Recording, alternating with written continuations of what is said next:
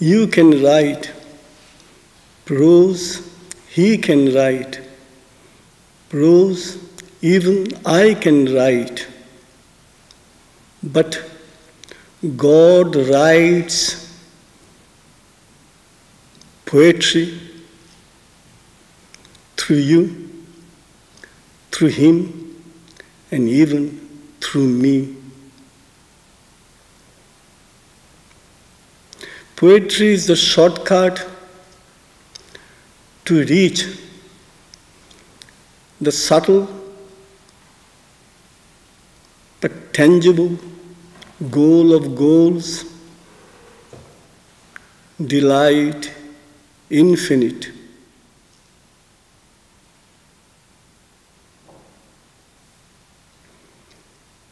A poem starts in streaming tears and ends in soaring smiles. The poet beckons tomorrow's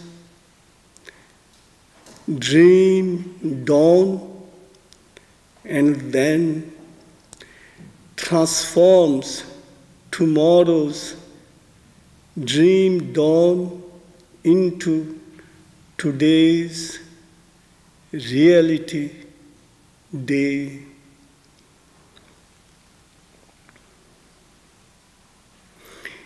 It is a deplorable mistake we make when we try to understand a poem. A poem is not to be understood. A poem is to be felt.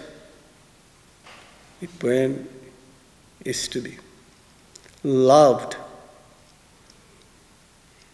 To try to understand poetry is like touching a rose with innumerable thorns. To try to feel poetry is to lovingly hold the rose without a single thorn. And to love poetry is to grow immediately into the beauty and fragrance of the rose itself. The soul of the poet creates the heart of the poet, originates the eyes of the poet, initiates. Inside each human being, there is a poet. This poet can bring down the loftiest heights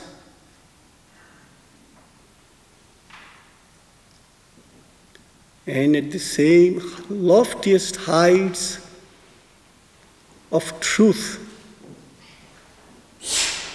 and at the same time can powerfully eclipse the darkest falsehood if and when necessity demands.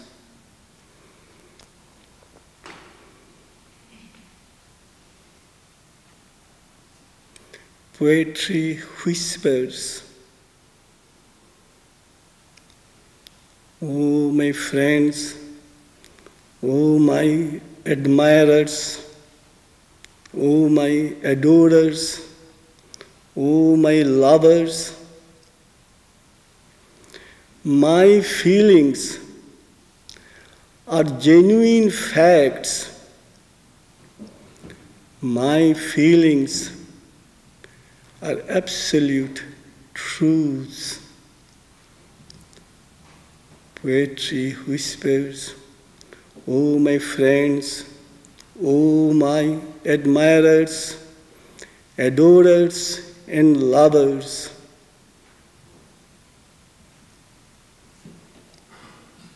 My meters, metrical movements, processes. My children,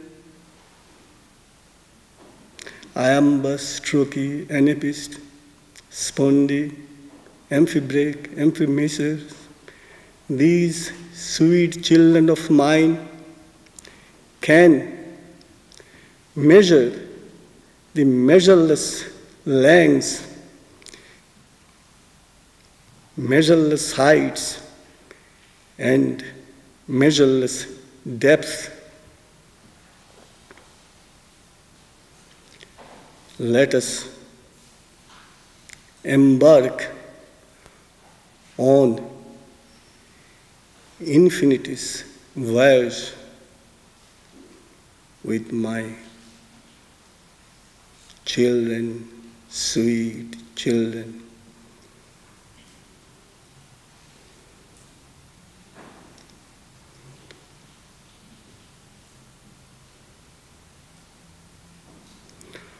When we write a poem or read a poem self-givingly with what we have and what we are, we spend a quiet moment with God, the beauty, with God, the compassion, with God, the satisfaction.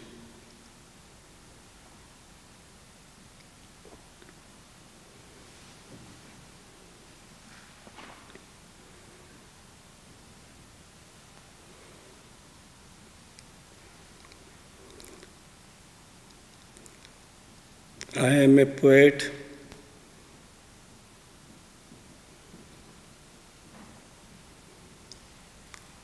I started composing, writing poems right from my infancy.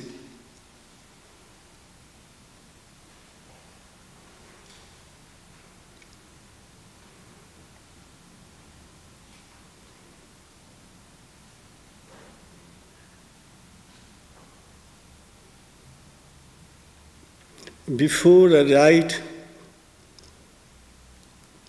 a soulful,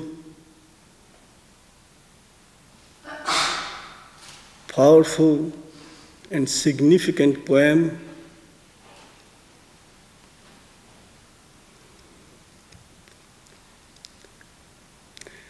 I concentrate with my vision eye. I meditate with my liberation heart, and I contemplate with my realization soul.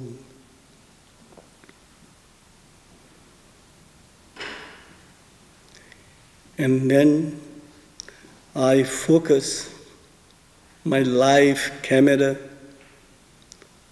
on God's transcendental divinity and God's universal beauty.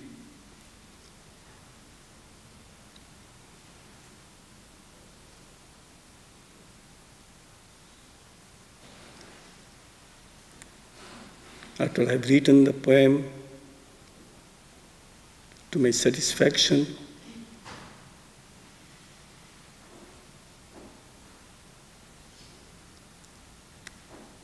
I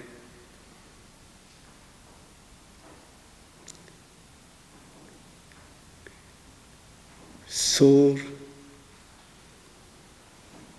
My poetry, poem bird soars high, higher, highest. To my extreme surprise, the absolute poet supreme tells me that he had prepaid my ticket to reach the highest heights of boundless ecstasy.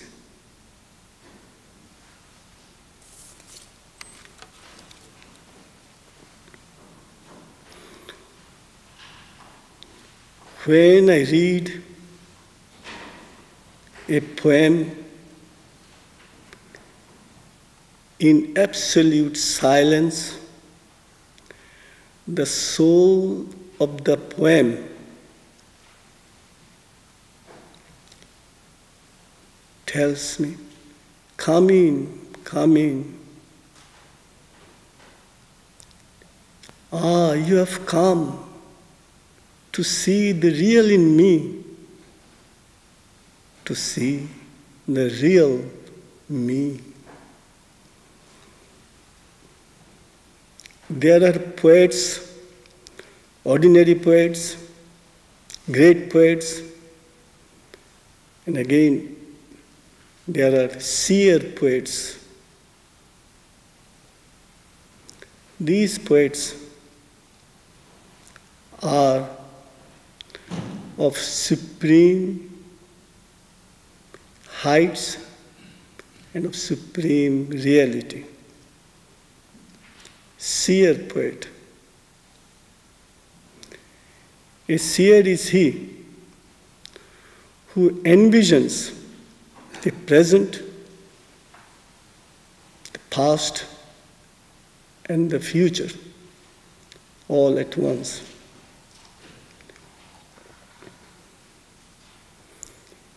The great difference between music and poetry is this. Music is a universal language. I do not have to learn a particular language in order to appreciate the melody or the soulfulness, rather qualities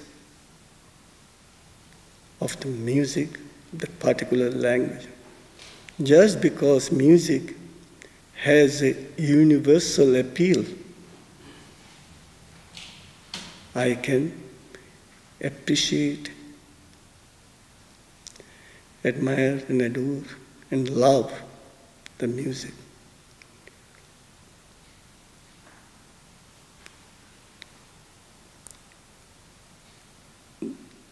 A seer poet,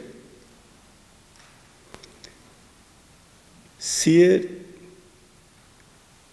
in Sanskrit use the term drashta, he who has the free access to the wealth, treasures, to the future, and he who has the capacity to bring forward the past golden dawns, and he who has the capacity to grow and glow in the present realities. So the past, present, future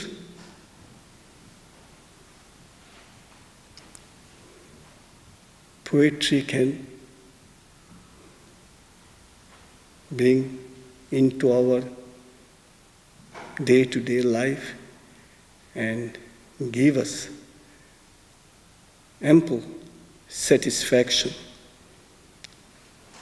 We do not have to enter into the past. We do not have to enter into the future. We do not have to look around what is happening. But poetry can do it easily for us, if we happen to be seer poets.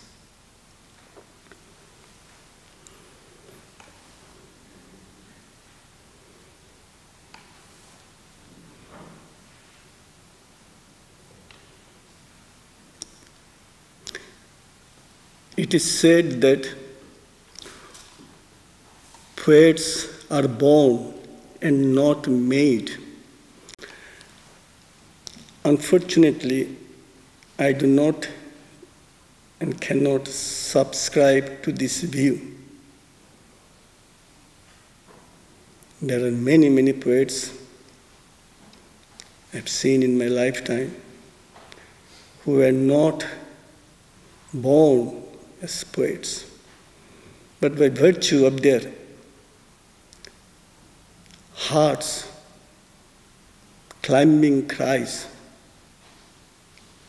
and one-pointed dedication, dedicated lives, they have become excellent poets. So, as it is true, poets are born, even so it is equally true that poets can be made. Now, here in the audience, I am sure there are some who are not poets, but at the same time have a longing, genuine desire to become poets. To them I wish to offer a few humble and soulful suggestions.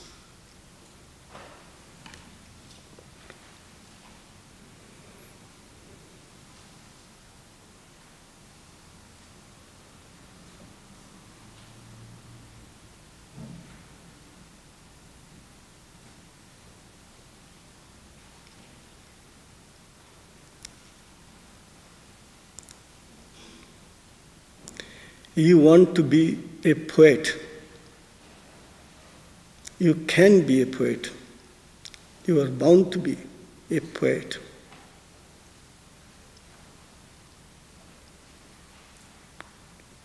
Do not allow yourself to be ensnared by doubts,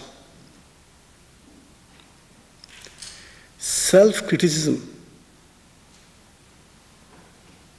No, no, no. Self-enthusiasm. Yes, yes, yes.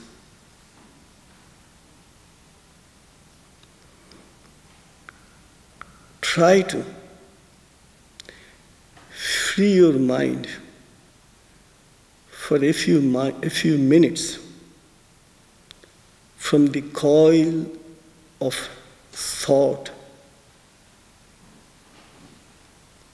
Just for a few minutes, try to keep your mind silent. I'm not saying for a few hours, far from it, just for 4 or 5 minutes, keep your mind silent And then this silent mind, place it in the throne, beautiful throne, illumining and fulfilling throne that your heart has created. It is inside your heart, this throne.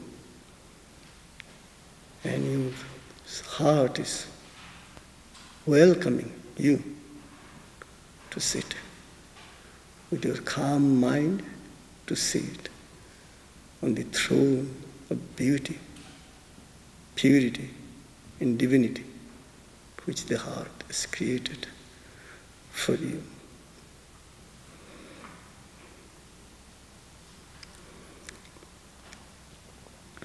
You write a poem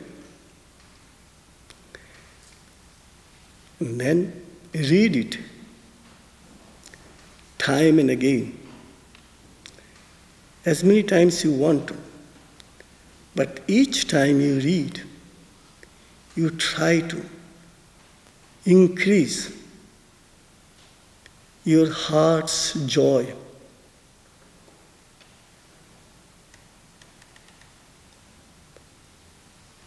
With your imaginative power. Imagination is a world of its soul. It is as real as the reality that you see all around. So increase your joy every time you have read your poem. Take the poem as a whole. Appreciate it, admire it to your heart's content. Think of the Creator. Creator has created this creation.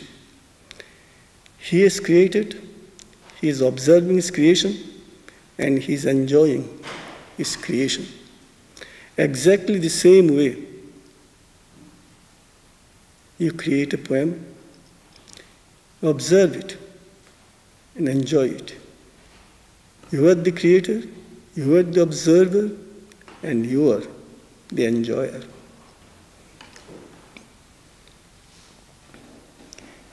There are critics here, there, and everywhere. You must not hear the chorus of impossible critics. Critics, it is said, are the failures in the world of poetry. There is considerable truth in it. Not through criticism that you can perfect others. Needless to say, not through self-criticism that you can produce better poetry. So self-criticism is not the correct way, but through proper inner cries,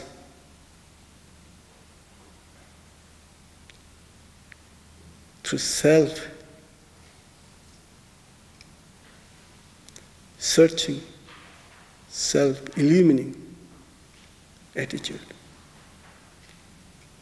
that we can arrive at perfection. So, if we want to perfect our poems, it is we should dive deep within to bring to the fore more illumining aspiration cries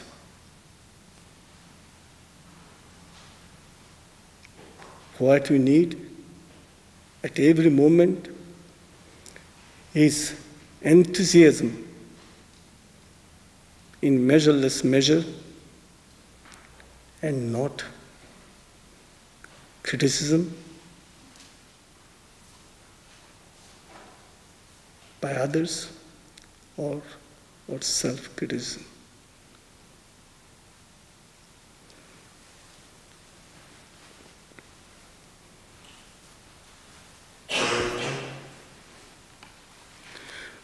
Poetry is humanity's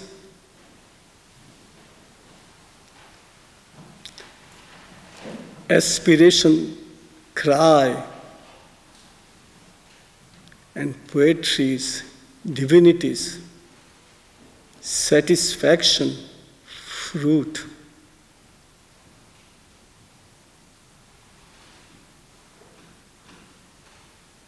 There are many, many planes of consciousness from here.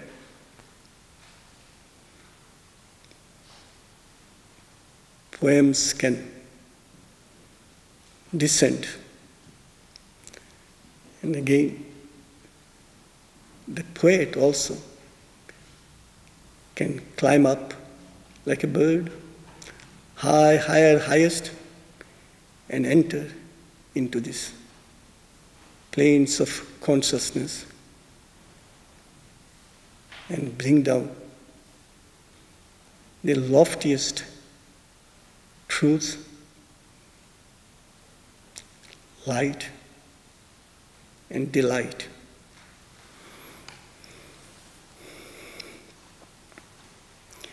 A poet can write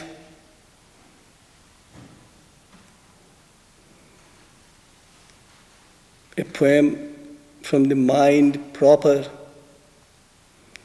He can write a poem from the intuitive mind. He can write a poem from the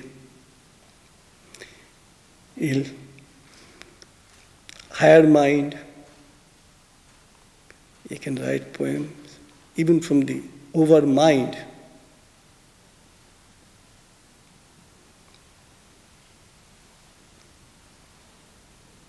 Even higher. From the over mind, he can bring down divinity and reality and offer them to mankind. But when a poet enters into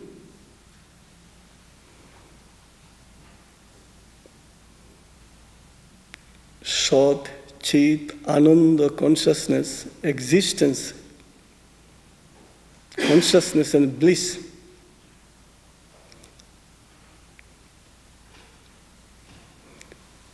which is higher than all the planes that I have mentioned, mind, intuitive mind, higher mind, over mind, super mind. The poet feels that he has covered the longest possible distance. It is like making the longest telephone call. But once he reaches this highest plane of consciousness, he sees the Poet Supreme, absolute Lord Poet Supreme, standing before him and tells him, "My poet child, you are mistaken, completely mistaken. Once you reach the highest, Once you become one with the highest, your journey starts and the highest are not at two different places.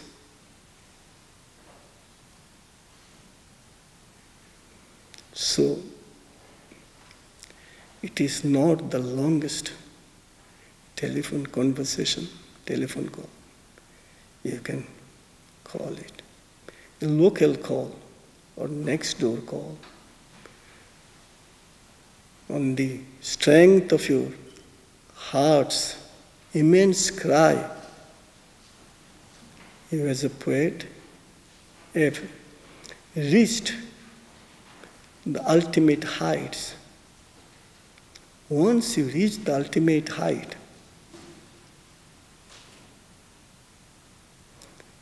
the journey starts and the journey close become inseparably one.